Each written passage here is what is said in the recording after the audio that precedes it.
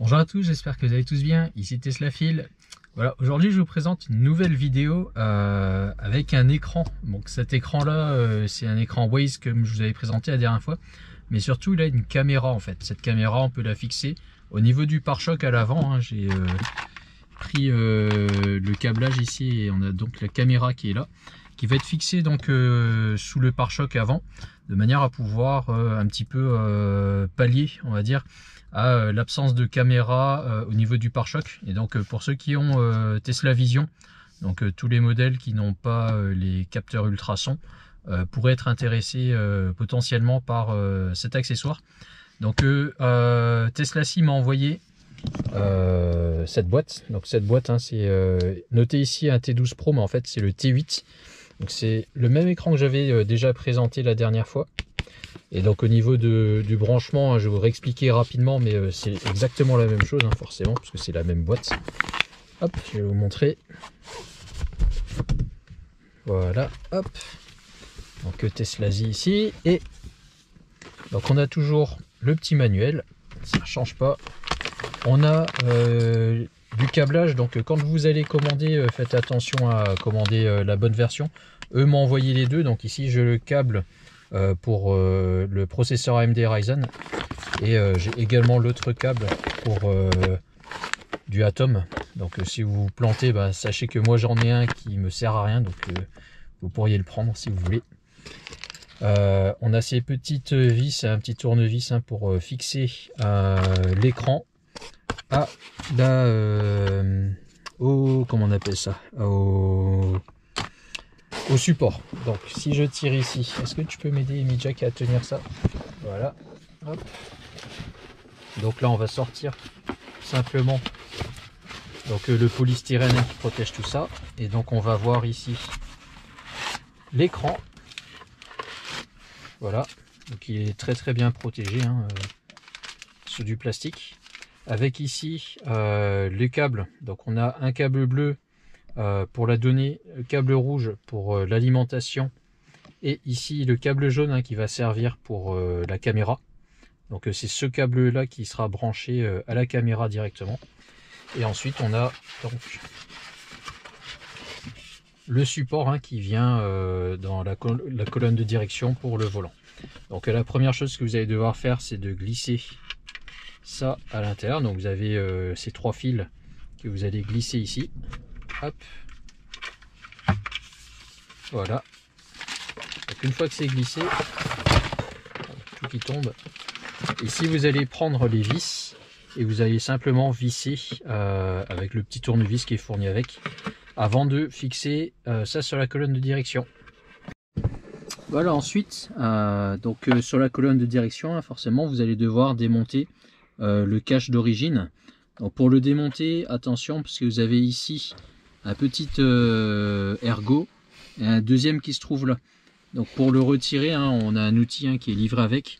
Vous allez devoir glisser la pointe comme ça et venir pousser vers le haut, donc ici et ici, et idem de l'autre côté pour démonter ça. Une fois que vous avez démonté ça, ben, vous allez pouvoir accéder ici. Hop, je vais vous montrer là. Tac. Voilà. Vous avez ici en fait la partie en tissu. Donc il faudra démonter de l'ancien et ensuite le raccorder au nouveau. Simplement donc pour faire le switch. Et vous avez donc ici l'écran qui est déjà installé. De l'autre côté, ce qu'il y avait à faire, donc au niveau ici de la porte, je vais vous démonter ça tout de suite pour vous montrer. C'est aussi très simple. Hein. D'abord, vous allez devoir retirer, hop, ce joint. Voilà, vous tirez dessus. Vous enlevez ici cette partie de cache en plastique. Voilà. Et ici, vous avez un petit qu'on appelle ça un petit clip à enlever. Donc moi j'avais déjà enlevé, et quand vous tirez là vous avez un clip à cet endroit là qu'il faut démonter, et donc là on a accès directement ça c'est sur ma modèle Y hein, c'est pareil sur la modèle 3. Vous avez ici un branchement à faire, donc avec la prise bleue qui va aller se mettre directement ici. Elle n'est pas utilisée hein, donc vous avez juste à la brancher. Et ensuite ici on avait ce câble là hein, qu'on a branché. Donc c'est une sorte de rallonge hein, qu'on débranche ici et qu'on branche à la base celui-ci qui vient ici. Donc on le débranche et on met le câble Y qui est comme ça. Ensuite on fait passer les câbles tout le long pour arriver devant. Donc ça c'est le branchement uniquement de l'écran. On va attaquer le branchement maintenant pour la caméra, donc au niveau du frunk. Voilà, donc pour l'installation de la caméra, on va devoir d'abord démonter la bassine du frunk. Donc sur la modèle Y, c'est assez simple, hein, enfin modèle 3 aussi, hein, c'était simple. On a des vis ici à dévisser, donc une, deux, il y en a une ici, donc 3, 4. On a ce petit cacheton qu'on va aussi devoir retirer pour démonter la petite lampe. Donc là si on tire, hop, voilà, la petite lampe ici à défaire. Hein. Voilà, donc là tous les câbles sont à l'intérieur et donc on va pouvoir commencer à bosser. De la même manière ici, on va avoir cette partie là qui se déboîte, donc c'est tout con, hein, faut juste tirer. Voilà, et on va avoir accès donc à la partie en bas. Ça je vais poser par terre. Voilà, on va voir donc tout ça hein, qui va se démonter. Et de mémoire ici on avait un truc à dévisser. Non, c'est ce clip là qu'il faut qu'on retire. Donc on aura ce clip là à démonter. Voilà, il faut juste le pousser et on l'a. Voilà, donc j'ai dévissé et je vous récupère tout de suite. Voilà, donc on a retiré les vis. Donc on a bien 4 vis, hein, 1, 2, 3, 4 comme on vient de dire tout à l'heure. On a viré ça, donc maintenant on n'a plus qu'à tirer. Et donc on peut virer toute la bassine. Alors il y a juste à soulever, hein, aucune difficulté pour ça. Du moment que vous avez des muscles pour porter quelques kilos. J'avais fait un branchement là de mon kit LED. Donc il faut le débrancher. Hein. Voilà.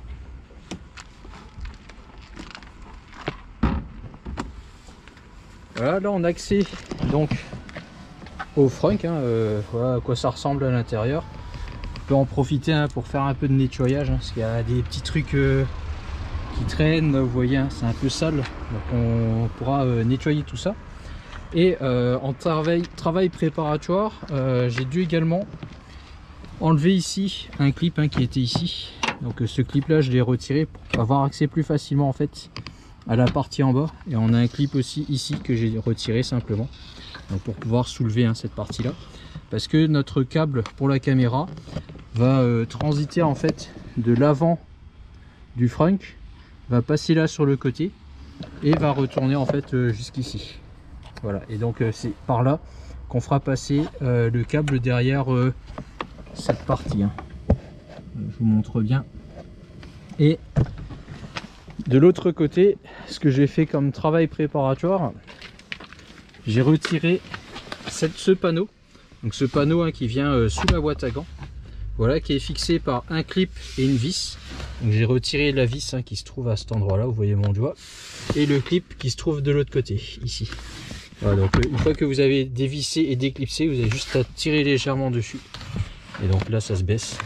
Et donc ici on voit à l'intérieur, je sais pas si on voit quelque chose, c'est par là que le câble passera. Et donc tout à l'heure le câble passera ici et on le fera transiter jusque sous le volant, jusqu'à la colonne de direction. Voilà comment on va faire. Donc je vais procéder là au montage hein, de la caméra et on continue. Donc voilà le câble. Donc c'est le câble là hein, qu'on va brancher, et on a également donc la caméra fournie. Hop là. J'essaie de pas tout faire tomber. Voilà, donc ça c'est la caméra. Elle est protégée par un petit film de protection avec les branchements qui vont bien. Et dedans on a également donc de quoi la fixer. Donc on a deux vis hein, qui sont fournies avec, deux petites vis, et puis un autocollant aussi double face pour le fixer sur le pare-choc. Donc voilà. Hop. Moi avant d'utiliser ça, j'ai d'abord m'amusé à faire passer le câble jaune. Donc hop, on va passer là. D'abord on va virer cette partie. Ok.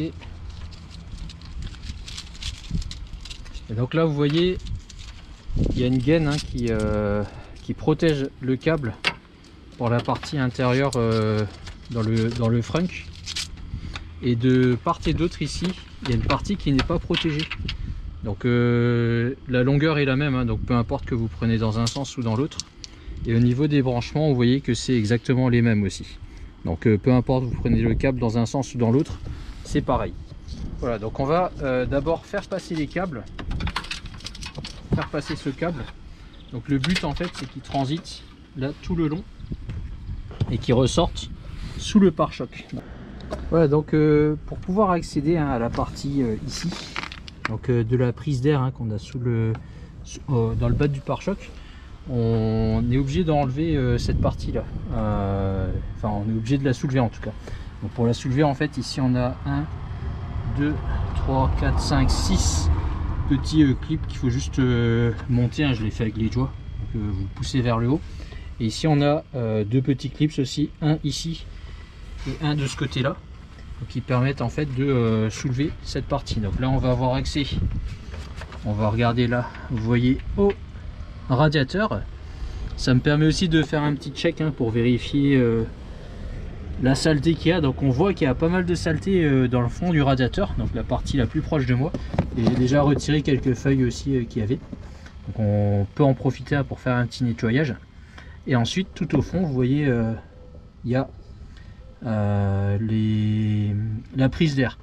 Donc on va devoir faire passer le câble là sur le côté parce que j'ai pas vu de passage à cet endroit là, donc sur le côté ici du pare-choc. La prise d'air fait bien son office hein, et donc on va devoir faire passer le câble sur le côté. Voilà, je viens de mettre donc la caméra hein, ici, je l'ai fixée tout à l'heure hein, pour l'instant je fais mes derniers ajustements. Et donc là je fais passer le câble à l'intérieur, faire attention parce qu'en fait ici on a un petit clapet actif qui s'ouvre et qui ferme. Donc soit vous le mettez tout en haut soit tout en bas le câble pour qu'il vienne pas gêner en fait, il faut pas le mettre au milieu quoi. Voilà. Et ici hop, on va retourner là. Donc là si je vous montre, le câble là passe sur le côté. Je sais pas si on le voit, on l'aperçoit en bas. Il passe ici et je le refais sortir tout de suite à cet endroit là. Donc il ressort pas à cet endroit là mais un peu plus tôt sous le cache. Voilà, donc une fois qu'il est positionné, il faut juste ici reclipser. Donc on va pouvoir reclipser tout ça, il faut juste appuyer dessus. Et ensuite on va continuer donc à passer le câble. Donc là vous voyez j'ai toujours mon câble. Et on va le passer à l'avant pour qu'il puisse rejoindre la console sous le volant. Donc pour ça, hop, je vous avais expliqué ici hein. Donc on a ce petit, je vais essayer de le glisser à l'intérieur pour vous montrer. Donc à cet endroit là vous avez un truc en caoutchouc où il y a un faisceau, enfin beaucoup de faisceaux de câbles qui vont passer. Donc cette partie là en fait elle est en caoutchouc. Tac. Et donc vous pouvez la soulever hein. Et donc soit vous avez le choix de faire un trou ici pour faire passer le câble, ou alors pour pas faire de trou vous pouvez aussi le faire passer directement dans le trou là. C'est vous qui choisissez de manière à ce que ça rentre dans l'habitacle. Et donc l'habitacle derrière hein, ça va ressortir ici juste en dessous de la boîte à gants. Et donc là vous allez voir le câble qui va arriver par ici hein. Donc on va pouvoir le récupérer tout à l'heure. Voilà, donc la caméra, j'ai déjà collé le double face. J'ai nettoyé au préalable aussi hein, la partie ici où je vais visser la caméra. Donc en fait au niveau de la caméra ici, on voit hein, je vais pas la visser moi sur la partie blanche du pare-choc, mais au niveau de la partie noire. Et donc nettoyez bien pour que ça agrippe quand même. Et donc là on va simplement en retirer ça, voilà. Et un jour et donc on a la vis ici qu'on va venir visser à l'intérieur. Donc on va fixer ça. Et voilà, donc je viens de fixer la caméra. Donc il y a deux petites vis hein, qui se mettent, je sais pas si on va les voir. Il y en a une de part et d'autre. Et une fois que vous l'avez fixé, il faudra bien venir visser cette petite vis là qui est sur le côté, pour pas qu'elle bouge. Hein. Voilà. Donc là on a la caméra qui est fixée. J'ai passé le câble le long ici. Et donc comme je vous ai expliqué tout à l'heure, hein, j'ai fait ici passer le câble. J'ai refermé ce cache. Là le câble il vient tout le long ici. Donc on le voit ici. Hein. Je vais mettre ici des colsons pour venir le fixer. J'ai pris soin comme de le faire passer en dessous hein, pour pas que ça se balade trop. Donc là il est passé en dessous. Et donc là je l'ai fait passer à l'intérieur comme j'ai dit ici. Donc j'ai quand même dû, vous voyez que la gaine j'ai un petit peu coupé hein. J'ai coupé cette longueur là. Alors, il faudra que vous regardiez ce que vous avez hein, quand... Voilà, donc là le but maintenant c'est de passer les câbles. Alors vous voyez que j'avais déjà quelques câbles hein, parce que j'avais mes diodes que j'ai ici, celle qu'il y a ici, donc qui traversaient hein, qui passent à travers le tableau de bord et donc qui remontait dans la boîte à gants. Et là en fait ça n'a pas remonté dans la boîte à gants mais ça va traverser en dessous là. Donc la dernière fois je l'avais pas forcément bien fixé volontairement hein. Et donc là je vais faire les branchements propres pour que les câbles passent mieux. Donc là je vais faire tout ça et puis je vous récupère tout à l'heure. Voilà, donc j'ai fait passer le câble sous la boîte à gants comme prévu hein. Le câble là n'est pas visible, il passe ici. Et là ce que je viens de faire, hop, c'est de démonter cette plaque, enfin ce panneau.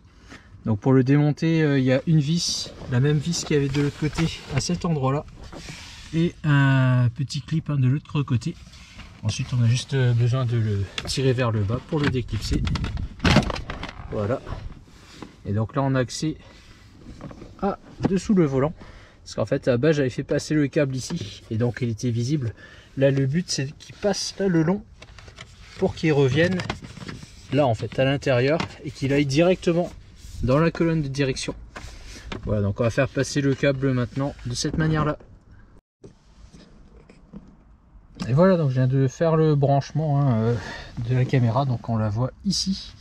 Donc on voit que ça marche bien, on va la tester tout à l'heure.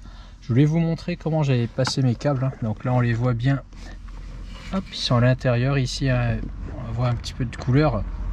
Donc moi je les ai rattachés entre eux pour pas que ça vibre trop avec les secousses hein, qu'on peut avoir dans la voiture. Et donc ce câble va ici tout le long de la colonne et ressort par là. Donc tout à l'heure je vais un peu ranger ces câbles là parce qu'ils sont un peu longs. Et j'ai refermé ce couvercle de manière à ce que ce soit pas visible. Donc là je vais pouvoir fixer le cache hein, de la colonne de direction. J'essaie de bien le placer. Hop. Avec une main c'est pas toujours évident. Voilà, donc là il est bien fixé, on a juste à appuyer pour le fermer. Je vais le faire tranquillement hein, pour pas casser quoi que ce soit. Et ensuite on pourra faire les tests. Donc je vous montrerai tout à l'heure. Et voilà, donc je viens de refixer la planche, enfin le panneau à l'intérieur. Donc là les câbles sont pas visibles, ça c'est top. On a la caméra qui marche. Et donc j'ai remis en place hein, le frunk, donc veillez bien à remettre les vis, hein, tout ce qu'on avait fait tout à l'heure dans l'autre sens.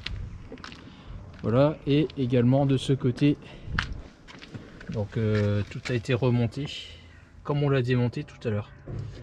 Voilà, c'est parti pour le test sur la route pour voir un peu comment ça se comporte. Voilà, donc je voulais vous montrer hein, qu'est-ce qui se passe quand on monte dans la voiture. Hop. Voilà, donc là on a toujours l'animation hein, sur l'écran.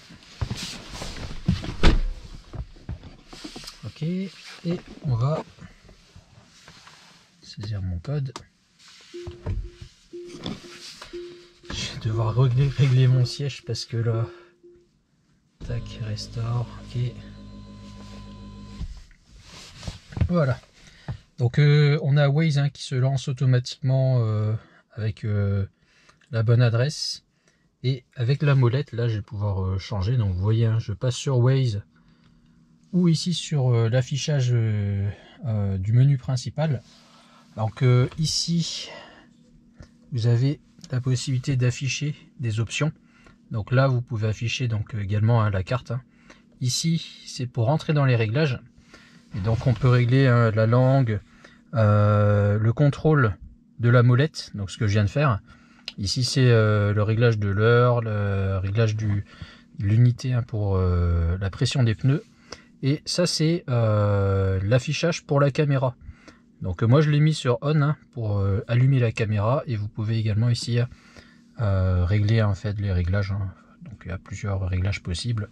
La luminosité, le contraste. Vous pouvez faire, si vous avez, ça dépend par exemple si vous avez installé la caméra à 180 degrés par exemple, donc en l'ayant fixé dans l'autre sens, là vous pouvez régler dans le bon sens. Voilà. Donc là vous avez la caméra qui s'affiche, et si je refais ça, tac, je vais pouvoir, j'essaie de faire apparaître, voilà, je vais pouvoir faire apparaître la carte si je le souhaite, ou retourner sur ce menu. Donc qu'est-ce qui se passe quand on va démarrer la voiture? Donc j'appuie comme d'habitude, je me mets sur drive ici, voilà, et là vous voyez la caméra qui se met de manière automatique. Voilà, donc si vous voulez pas voir la caméra qui s'affiche tout le temps pendant la conduite, vous pouvez ici très simplement faire ça pour avoir Waze qui s'affiche, ou autre chose, donc Android Auto.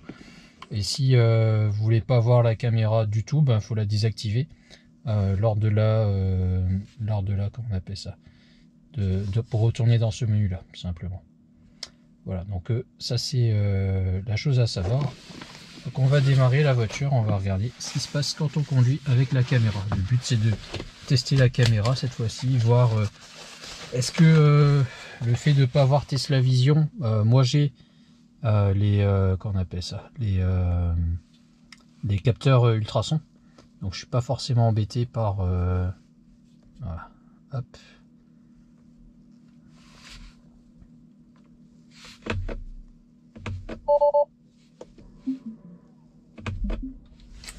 Voilà, quand je me mets sur drive, donc on a bien la caméra qui se lance. Donc là on va conduire un petit peu pour voir. Donc là par exemple je vais me mettre derrière la Fiat 500 qui se trouve devant moi. Donc là on voit sur la caméra. Alors l'avantage de la caméra aussi c'est par exemple la voiture aurait un attelage devant, là je le verrai en fait. Et ici on voit un petit peu la forme du pare-choc à l'avant. Donc c'est une caméra grand angle. Donc là si je me rapproche, j'ai quand même pouvoir voir.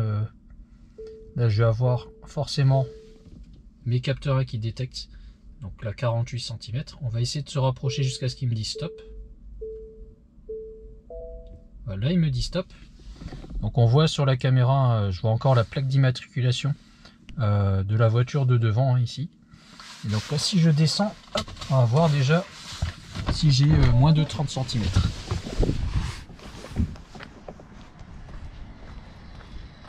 Voilà, là je suis à, je dirais, une vingtaine de centimètres. Et là je suis à 20 cm, 25 cm. Donc je pourrais encore avancer un tout petit peu.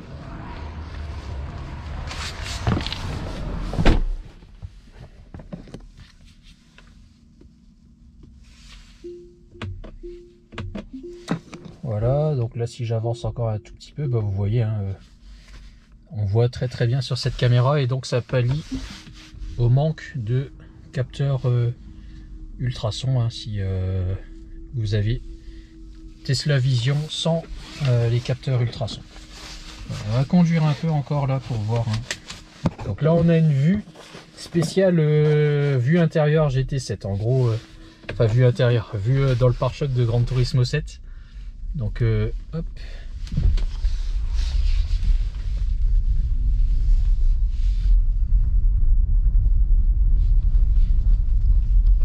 Voilà, là, on dépasse une certaine vitesse et la caméra s'enlève en fait. Donc c'est bien pour les manœuvres.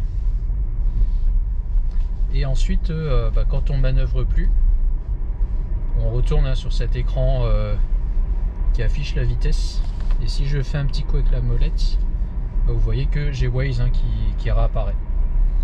Voilà, donc la caméra est active quand on fait des manœuvres. Je vais m'arrêter un petit peu tout à l'heure pour vous remontrer. Voilà, donc là, un autre exemple, hein, je suis garé entre deux voitures, hein, donc là je vais mettre la marche arrière, hein, pour faire la sortie de ma place d'emplacement. Donc là je vais pouvoir reculer. Donc, vous voyez, en fait il n'y a vraiment pas grand chose, hein, entre la voiture devant et la voiture derrière.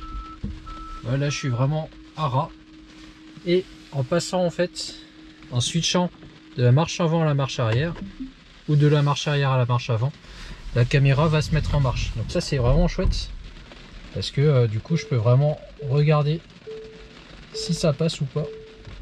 Alors, vous voyez, hein, le capteur dit que j'ai encore un peu de place, et donc là je peux faire mes manœuvres vraiment sans aucun souci. Donc on n'est pas forcément obligé de passer sur parking ou neutre pour changer. Et voilà, et donc là je vais pouvoir sortir de ma place de parking. Voilà, vous voyez, très très étroite. Je suis dans une rue vraiment pas large, et là vous voyez ça passe. Voilà, et donc la caméra va se couper, hein, quand elle estimera que j'en ai plus besoin. Voilà, donc au bout de quelques secondes, elle voit que je roule et je fais plus de manœuvres, et donc elle se coupe de manière automatique. Donc ça c'est quand même bien pensé. Et donc si j'ai besoin par exemple là, de me garer, je vais faire des manœuvres. Donc là vous voyez, il y a, c'est pas une place, mais je vais faire comme si c'était une place.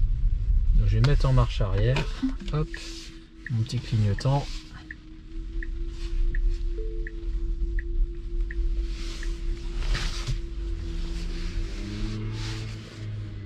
Voilà, je me gare.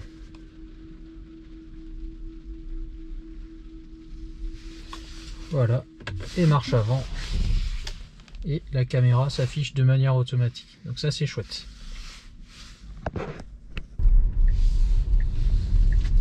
Voilà, en dehors de ça, donc Waze fonctionne comme si vous l'aviez sur Android Auto ou Apple CarPlay, puisque c'est Android Auto ou Apple CarPlay, hein. Donc on a ici Waze, hein, qui est lancé.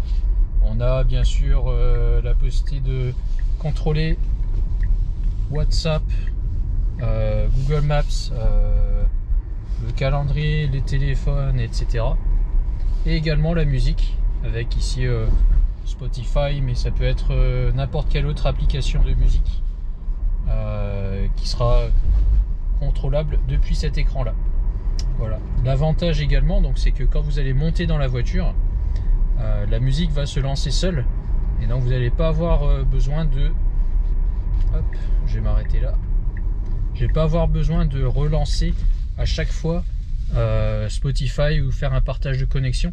Tout se fait de manière automatique juste après un paramétrage du Bluetooth, en fait, de l'écran. Voilà, donc dès que l'écran est connecté en Bluetooth avec le téléphone, il va pouvoir faire jouer la musique, etc. Voilà, donc ça c'est vraiment pas mal du tout. Et voilà, on arrive à la fin de cette vidéo. J'espère qu'elle vous a plu. Je remercie encore une fois Teslazy, hein, de m'avoir fait parvenir cet écran avec caméra, hein, du coup. Je repartagerai le lien dans la description, hein, et n'hésitez pas à commander. Vous avez actuellement 28% de remise sur cet écran, donc il vous revient à 200, je sais plus, 30 €, quelque chose comme ça. Faut rajouter, je crois, 40 € pour la caméra, donc 30 ou 40 €, donc vous regarderez. Et donc le code c'est TeslaFil, hein, le code promo, pour avoir cette remise. Donc voilà pour cet écran. J'espère que cette vidéo vous a plu. Pour les gens qui n'ont pas Tesla Vision, vous n'êtes pas forcément concernés, hein, parce que, enfin, comme moi, j'ai pas Tesla Vision et ça m'allait bien, mais bon, là, du coup, j'ai gardé la caméra. Et pour ceux qui ont Tesla Vision, bah, moi, je recommande cette caméra si vous avez peur d'abîmer votre pare-choc à l'avant. Voilà, moi, je vous dis à très bientôt dans une prochaine vidéo. Au revoir.